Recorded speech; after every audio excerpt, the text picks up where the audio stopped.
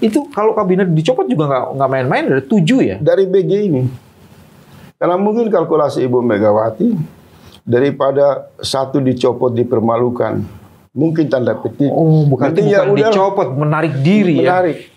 Menarik. Berarti hubungan PDIP dengan Pak Jokowi itu sudah mengalami tabrakan yang serius.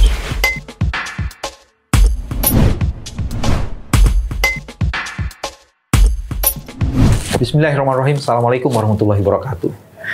Teman-teman, genderang peperangan itu ditabuh makin kencang. Ketika hari ini, sore ini, atau di malam ini, Kepala Staf Angkatan Darat diganti. Bukan penggantian kepala stafnya yang ditunggu-tunggu dan sebagai penanda terah terjadinya genderang perang. Tapi katanya Kasat Jenderal Dudung diduga dan didesas-desuskan akan mengganti posisi Kepala BIN, Budi Gunawan. Untuk membahas ini, ada Faisal Assegaf bersama saya. Assalamualaikum, Bos. Waalaikumsalam, Abang Dam. Ini kok makin pecah ini kayaknya ini. Ya, ini kita bahas. Makin seru ini. Kita bahas sesuatu yang super panas. Jadi salah-salah bicara ini bisa pakai banyak the big hottest. Jadi beredar memang beberapa jam ini ketegangan di pusat-pusat yang memonitoring perkembangan dinamika politik nasional. Hanya terhitung beberapa jam Gibran sementara menyiapkan langkah pendaftaran dengan Prabowo, tiba-tiba muncul orang yang tidak lepas dengan tanda petik baleho kan. Jadi kalau bicara Pak Dudung ini bicara Jenderal Baleho. Pak Dudung besok dikabarkan kalau tidak salah ramai diberitakan untuk berganti dengan Agus Subianto. Iya, Wakasat ya. Wakasat yang juga pernah mesra atau teman dekatnya Pak Jokowi waktu di Surakarta. Ya, dia dandim ya, beliau sebagai dandim. Nanti tinggal kita lihat ini gimana ini konfigurasi politiknya antara Teguh Umar dengan Jokowi kan, karena nama Dudung yang kuat disebutkan itu akan menggeser posisi strategi orang paling dekat dengan Ibu Megawati, yaitu siapa? Budi Gunawan. Ya. Kau lupa atau takut nyebutnya ini? Nama ini tidak terlalu familiar juga karena kan berada di dunia senyap ya kan. Kalau saya cukup familiar dengan BG itu saya udah ada histori. Kan memang menarik gini, BG itu dianggap satu sebagai kepala BIN terlama setelah Samsyir Siregar. Beliau diangkat September 2016 sampai sekarang itu hampir 7 tahun, Sebentar lagi, udah 7 tahun lebih malah, kan September. Terus sudah begitu, BG dianggap orang yang punya kedekatan dengan Ibu Megawati, dengan PDIP. Dan itu sejak ajudan kalau tidak salah ya. Karena beliau pernah jadi ininya memang ajudannya presiden. Pribadi, ya. Bu Mega menjadi presiden. Tapi yang paling menarik adalah disangkut pautkan itu dengan deklarasi Gibran sebagai waktu yang bersamaan, dan besok itu juga akan ada dalam waktu dekat lah. Kalau kita meminjam bahasa yang mungkin mereka lagi susun di markas Angkatan Darat atau di istana, mereka akan mengatakan ini kan pergantian yang biasa tour of duty yang biasa aja. Ini rolling ya kan. Tapi kalau memotret perbincangan yang lebih dalam di berbagai pusat-pusat yang sensitif terhadap perkembangan isu politik, memang pergantian ini menurut mereka kalau sampai BG benar dicopot, maka itu akan membuka deklarasi konflik terbuka antara PDIP dengan malah mendorong Jokowi. Makin kuatnya perpecahan. Karena variabel kepala BIN ini, BG ini sudah lama dibicarakan. Ya, kalau beberapa bulan yang lalu sih. Kalau istana atau Jokowi berani mencopot, maka kita sulit membayangkan reaksi yang akan muncul dari Ibu Megawati dan sambung menyambung ini. Ancaman di dalam ruang senyap itu dikabarkan juga bisa saja PDIP menarik beberapa menteri kan. Nah ini nanti kita lihat perkembangan. Sambung menyambung, sumbunya menjadi satu. Iya. Dan sebenarnya juga ini kan ada 3 soal lainnya yang mungkin jadi rangkaian. Satu, desas-desus akan ditariknya 7 menteri. PDIP itu juga terjadi. Dia kalau BG dicopot kan? Iya. Ibu Mega mungkin menghitung kalau BG dicopot ini mungkin bahasa politik tanda petik. Berarti Jokowi sungguh-sungguh mengibarkan bendera Kaisang sebagai sinyal mempermulus Gibran, dan setelah Prabowo resmi berpasangan dengan Gibran beberapa jam sebelum pendaftaran, maka seluruh lapangan di wilayah kekuasaan harus disterilkan. Iya. Dan berarti mungkin Jokowi menganggap BG ini bukan lagi bawahan yang bekerja secara profesional, tapi dia di luar persekutuan politik, kepentingan politik. Dikhawatirkan akan seperti itu ya. Sementara bacaan dari Ibu Megawati, satu-satunya harapan mereka posisi BG ini mungkin dilihat sebagai ukuran kedekatan Ibu Mega dengan Jokowi. Kalau digeser berarti ya Pak. Ini kayak kalau kau berani menyentuh ini, dan ini hal yang paling sensitif gitu kali ya, no point to return. Pasti akan gitu. terjadi ya. Akan terjadi kayak begitu. Jadi kalau dalam dunia film Kabo itu masing-masing pegang pistol ini kan situasi tang ya, gitu. Lu lepas gua tembak.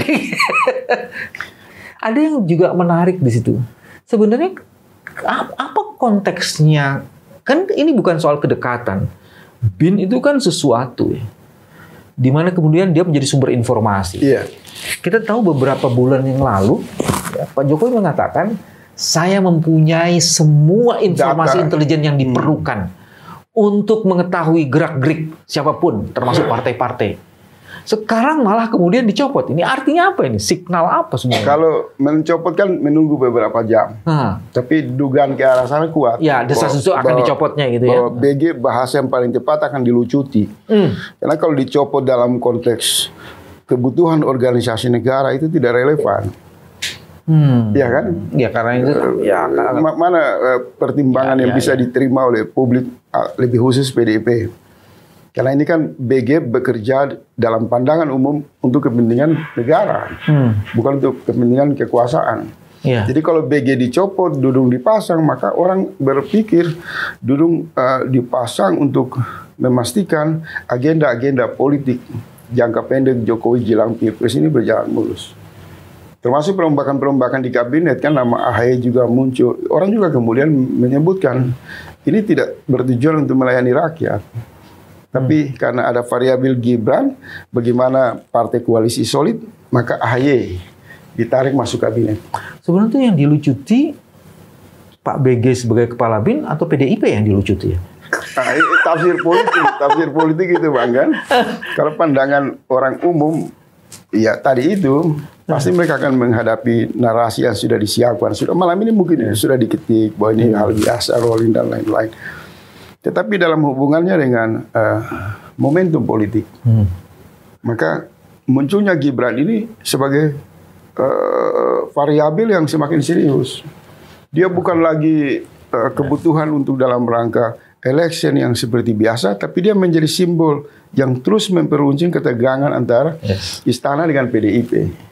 Nah, BG dia alamatkan sebagai perwakilan dari kepentingan PDIP. Ini ada 2 hal nih. Satu, desas-desus pencopotan ini mengkonfirmasi cawe-cawe. Terus kedua, desas-desus ini juga mengkonfirmasi bahwa intelijen menjadi sesuatu di dalam proses pemilihan ini, pilpres ini, ya kan? Karena baru beberapa minggu yang lalu kan Pak Presiden menyatakan bahwa saya mengetahui gerak-gerik. Jadi itu mengkonfirmasi. Jadi intelijen itu memang harus di tangannya Pak Jokowi. Harus dalam kendali Pak Jokowi. Ya pasti semua orang berpikir seperti itu. Karena dia cita-cita utama bagaimana Prabowo dan Gibran, lebih khusus Gibran ini betul-betul jadi cawapres tidak gagal kan. Maka semua sumber daya negara itu dikuasai, dikendalikan, diarahkan dengan mungkin bahasa tanda petik secara brutal. Tidak perlu lawan kawan, ya kan? Yang penting maksimalkan semua itu untuk memastikan Prabowo dan Gibran itu bisa menang. Nah, pengertian menang ini mungkin yang tadi Abang melempar sedikit granat itu agak meledak, ya kan? Itu bom asap bukan granat. Bom asap. Untuk mengelabui pandangan itu. Mungkin dengan mengkonsolidasi intelijen, berarti ada kebutuhan untuk masuk ke arena yang senyap. Nah, yang senyap ini tanda petik sudah pasti berhubungan dengan penculikan orang, intimidasi, mobilisasi suara, manipulasi kecurangan dan lain-lain. Itu tuh, kita kan sedang menghadapi proses demokrasi nih. Saya tahu Faisal tidak konsentrasi dengan isu KPU maupun Bawaslu, cuman saya ingin tahu aja pendapatnya. KPU dan Bawaslu itu kan penyelenggara pemilu. Terus tadi ada kata-kata intelijen. Kita pernah mengalami 2019 itu diduga keras ada gerakan-gerakan senyap itu yang mempengaruhi ya, perolehan dan perebutan suara itu. Saya justru lebih jauh. Oh, oke. Kalau calon presiden ini dari kubu istana kan Prabowo. Kalau kita melihat rekam jejak itu kan berhubungan dengan rasa trauma publik. Ada penculikan, pembunuhan. Background dari Prabowo. Ya, background masa lalu. Kerusuhan 98 yang berdarah-darah. Kalau mengambil misal Dudung mencopot BG, maka sudah otomatis pertama dia meneror, membangkitkan memori ketakutan publik, semacam teror kepada publik. Ya kan? Kalau Dudung menjalankan modus-modus pendekatan keamanan gaya Prabowo, maka saya bisa membayangkan tokoh-tokoh oposisi ini akan menjadi medan operasi, intimidasi dan lain-lain kan. Oke. Kalau Dudung bekerja atas semangat politik komando Prabowo yang tidak lepas dari pengalaman masa lalu berdarah-darah, penculikan dan lain-lain. Tapi soal Prabowo ini kan dari kelompok Gerindra mengatakan ini stigma yang akan muncul tahunan, ini kayak penyakit musiman. Itu kan sabun saja yang mereka tiap saat belanjakan untuk mencuci noda itu. Tapi warna darah yang menjadi realitas dalam sejarah tidak bisa dihapus. Penculikan, kasus kekerasan dan lain-lain. Tapi teman-teman Gerindra mengatakan tidak pernah. Prabowo tidak pernah terlibat dan dia tidak pernah dinyatakan bersalah atas kasus mereka itu. Dipasang untuk itu dan bekerja untuk itu sepanjang mereka di partai politik. Sehingga mereka kan tidak pernah bicara soal moral, etika, konsep. Memang seluruh orang dalam sumber daya Gerindra di kantor pusat itu kerjanya cuma satu. Bagaimana memanipulasi publik, meredam sikap kritis publik untuk tidak melihat sejarah secara utuh. Tapi fakta kan ada. Bagaimana kok Faisal yang marah-marah, Budiman Sujatmiko sebagai korban saja sudah berdamai? Ya, bukan berdamai, lempar handuk. Beda tuh ya berdamai. Kalau berdamai itu kan kesetaraan. Oke, sekarang kita coba pindah. Jadi saya pertajam lagi, kalau Dudung bekerja atas komando politik syahwat atau selera Prabowo sangat menakutkan abang. Nah sekarang kita pindah ke menyongsong election kan, kita pindah ke Pak Dudung ini, Jenderal Dudung nih. Ini ada yang menarik nih Jenderal Dudung. 2020 ya, beliau masih menjadi Pangdam, terus mendapatkan julukan sebagai Jenderal Baliho karena menurunkan baliho Habib Rizik. Terus ketika beliau menaik satu bintang lagi, ada keributan itu. Jenderal statunya, patungnya Jenderal Nasution atau diorama Jenderal Nasution tiba-tiba hilang gitu. Jadi selalu orang membekas begitu. Dan di sisi lain sebenarnya Jenderal Dudung ini juga orang yang dianggap sebagai orang yang cukup punya hubungan baik, bukan hanya dengan Pak Jokowi, tapi juga dengan Ibu Mega. Jadi apakah pilihan ini sebenarnya pilihan-pilihan yang yang kompromi ya? Jenderal Dudung kan juga punya kedekatan dengan Pak Mega. Itu gimana analisisnya? Ya kalau saya lebih cenderung melihat pada sisi yang positif. Beberapa tokoh nasional juga mengatakan bahwa Jenderal Dudung orang yang memiliki idealisme. Jauh dari prasangka publik. Dia pribadi yang sangat egaliter, humanis. Terlebih peristiwa-peristiwa yang mungkin pernah memberi hikmah buat dia pada tahun-tahun sebelumnya di mana kelihatan terlibat dalam kepentingan politik kekuasaan sehingga Dudung berani mengarahkan panser atau tang untuk menurunkan baliho. Tapi pada perbincangan beberapa elit juga Dudung tokoh yang lebih nasionalis. Agak susah juga memprediksi dia orang yang sungguh-sungguh loyal kepada Jokowi, apalagi Megawati. Oh, gitu. Nah, kalau dalam prasangka yang positif ini, kalau dia dipasangkan sebagai pengganti BG, maka mungkin Pak Jokowi juga ingin memastikan badan intelijen tidak berpihak. Kita ambil positif ini. Dari perspektif positif. Nah, dari mana kita lihat dulu positif? Karena memang hampir 2 tahun ini, dia kan tidak terlalu membuat kisruh. Dia belajar mungkin ya dari mungkin 2 kejadian sebelumnya. Ada pernah mungkin terjebak dalam agenda tarikan kepentingan politik. Di sana dia melawan Baleho. Dia itu menjadi hikmah. Tapi Dudung orang yang sejuk-sejuk aja, yang baik-baik saja. Saya nggak punya hubungan secara personal. Cuma hampir nyaris Dudung juga tidak membuat keonaran. Nah, kalau modal ini dipakai oleh Jokowi dia mengganti BG, maka mungkin Pak Jokowi mau memastikan badan intelijen tidak terlibat terlalu jauh dalam urusan kepentingan politik. Maka penempatan Dudung bagus. Karena nanti kita lihat saat dia dilantik, dia pidato dan pergerakan-pergerakan, apakah benar demikian kan? Dan diuji ketika melaksanakan tugas. Tetapi variabel lain mengatakan udah bagus, kenapa kau pakai tetapi lagi? Maksudnya dia menggeser seseorang yang mungkin juga punya harapan di PDP itu hilang, pupus harapan. Karena BG mungkin dalam hubungan emosional dengan PDIP, Ibu Mega berharap BG masih tetap bertahan untuk juga memastikan bahwa kekuasaan tidak terlalu banyak dimonopoli oleh Jokowi. Nah, kita tunggu lagi nih kalau benar BG dicopot, apa reaksi Ibu Megawati. Tapi saya bisa pastikan akan muncul reaksi yang di luar dugaan.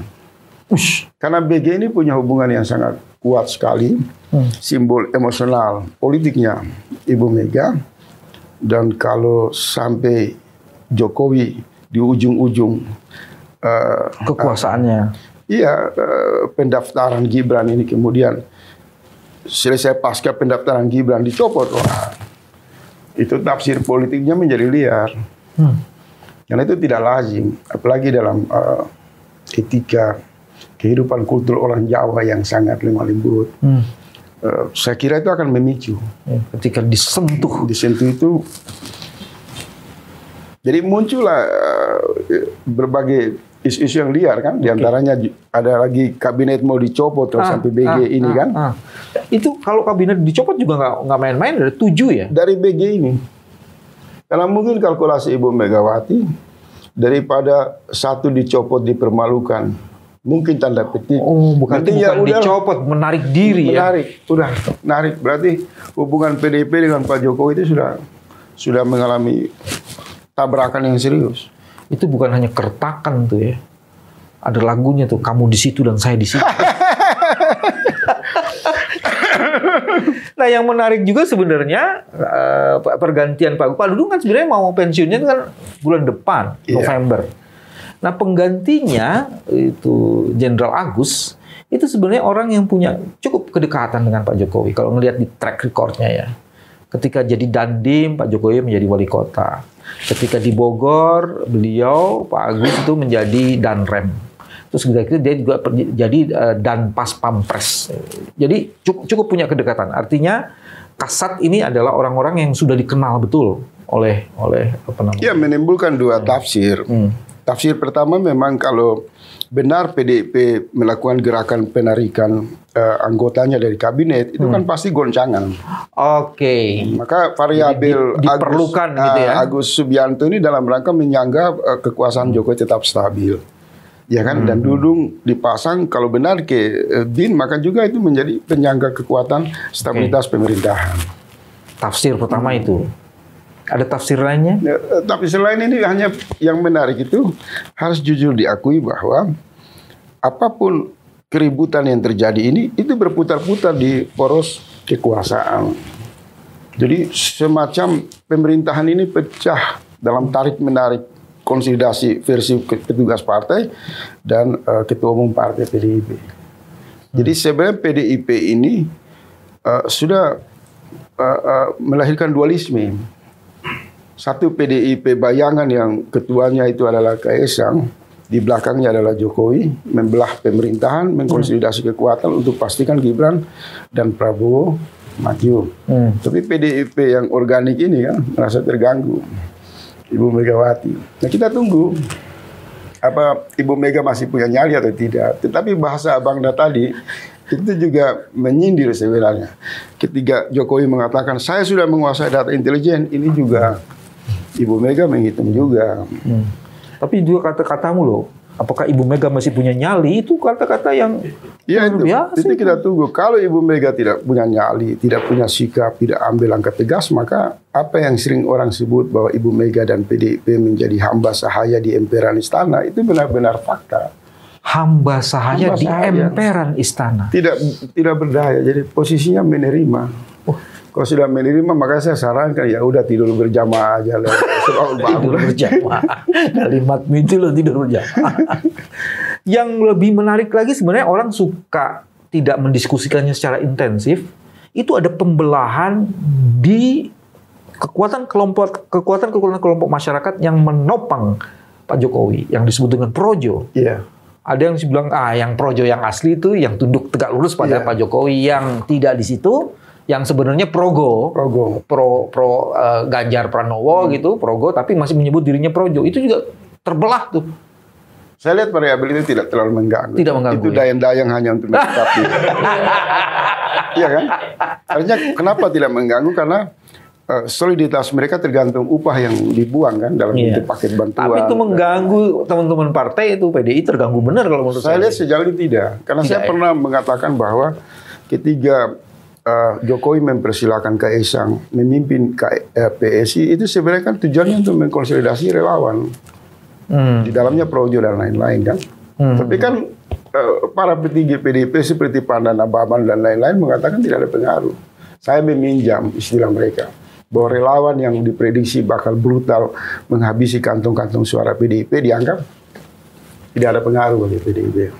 Bagaimana dengan kekuatan Pak Jokowi yang lainnya yang sekarang juga menopang Gibran? Nah, saya mau masuk di situ. Maka kemudian semakin terang variabel yang atau konsolidasi politik kekuasaan Jokowi yang sangat-sangat serius dilakukan itu adalah struktur strategi, lembaga-lembaga strategi dalam organisasi negara, BIN, Kasat, Polri, semuanya. Karena variabel ini kalau solid bisa mempermulus apa yang sering menjadi dugaan orang, pemilu akan curang. Tapi kalau relawan itu kan hanya untuk buzzer, permainan di media sosial, membuat semacam untuk menghilangkan jejak strategi langkah-langkah Jokowi saja. Orang terjebak melihat seolah-olah projo, relawan, ya kan, kuat dan mempengaruhi. Itu hanya untuk memberi bayangan yang mengalihkan. Permainan di bawah. Nah, permainan yang di bawah ini kan lebih dalam, sudah masuk ke jantung lubuk hati Ibu Mega. Positioning yang sangat strategi BG. Kalau sampai variabel ini benar sehari dua dicopot, maka saya sulit membayangkan. Bagaimana membuka lebih jauh, mengungkap perasaan hati yang tergoncang setelah dipermalukan oleh Kaisang, dilecehkan oleh akrobat politik Gibran, lalu sekarang ini isi hatinya yang paling terdalam itu seolah-olah apa yang sobat bayangkan kalau sampai diganggu lubuk hati yang terdalam itu? Apa yang bisa kalau dalam istilah-istilah umum dan cenderung anak-anak muda mengatakan kalau cinta dibuang ya minum racun, nah? Ada juga istilah tai kucing rasa coklat, kan bagian dalam. Saya mau masuk begini. Jadi ini ada sesuatu yang menarik sekali sebenarnya. Satu, operasi senyap yang dilakukan intelijen di mana Pak Jokowi menyatakan bahwa saya tahu semuanya, itu bukan sekedar bagaimana operasi itu terjadi, tapi siapa yang mengendalikan operasi itu. Sehingga seluruh perubahan-perubahan itu menjadi menarik untuk dikaji, kan? Pertama, penyampaian menguasai data intelijen itu untuk menggeser atau menaikkan level pengumuman politik cawe-cawe pada level yang serius. Bahwa kalau Anda menuduh saya melakukan cawe-cawe, iya kenapa? Oh, dia mengkonfirmasi malah gitu. Memperkuat level lagi, menaikkan level keseriusan untuk mengintervensi seluruh alat-alat kekuasaan negara dalam kendali dia. Tadi dibilang, kalau sampai BG di otak-atik, maka digeser, dicopot, maka ini akan naik pada level pertempuran yang mengesahkan bahwa seluruh jantung-jantung strategi pengambilan keputusan dan jaringan strategi negara berada dalam kendalian totalitas. Ya kan? Tentu Jokowi punya kalkulasi. Kalkulasi dia berangkat dari realitas yang tidak bisa dia bantah. Bahwa hanya menggunakan semua jaringan sumber daya negara untuk memenangkan Prabowo dan Gibran. Dia bisa dapat memenangkan.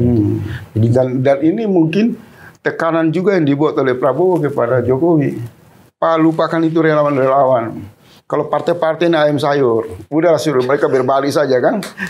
Tapi yang penting membuat pusat-pusat strategi negara itu solid, dikendalikan secara sungguh-sungguh untuk memastikan pemilu kita bisa tentukan siapa pemenang. Oke, jadi kesimpulannya pergeseran kepala BIN atau desas-desus pergeseran kepala BIN atau penggusuran kepala BIN ini bukan cerita biasa. Bukan. Dia bisa menimbulkan gejolak. Ini berada pada satu kalkulasi politik yang strategi dan sensitif.